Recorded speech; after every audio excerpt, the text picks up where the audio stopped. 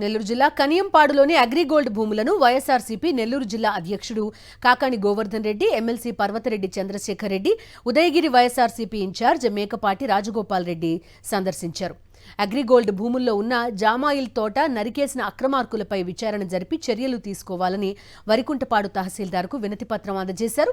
కూటమి ప్రభుత్వం కన్నా నాటి బ్రిటిష్ పాలనే ఎంతో మేలు అని మాజీ మంత్రి కాకాణి గోవర్ధన్ రెడ్డి అన్నారు. కనియంపాడు అగ్రిగోల్డ్ భూముల్లో 15 సంవత్సరాల క్రితం నాటిన 3 కోట్ల రూపాయలు విలువ చేసే జామాయిల్ కలపను అక్రమంగా నరికి తరలిస్తున్నా ఎందుకు చర్యలు తీసుకోవడం లేదని నిలదీశారు. వరికుంటపాడులో జరిగినటువంటి దోపిడీని చూస్తే బ్రిటిష్ కాలంలో కూడా ఇంత దోపిడీ జరిగి ఉండదు.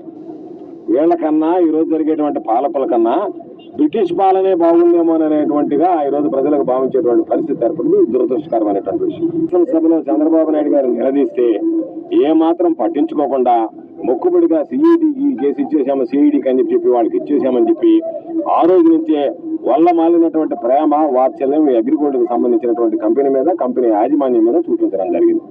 చివరికి కోర్టులు దానిలో జోక్యం చేసుకోవడం రకరకాలన్నీ వచ్చిన తర్వాత వాళ్ళ భూములు గుర్తించి ఇదిగో ఇవన్నీ మేము హ్యాండ్ ఓవర్ చేసుకున్నాము అని చెప్పి సిఐడి చెప్పడం జరిగింది.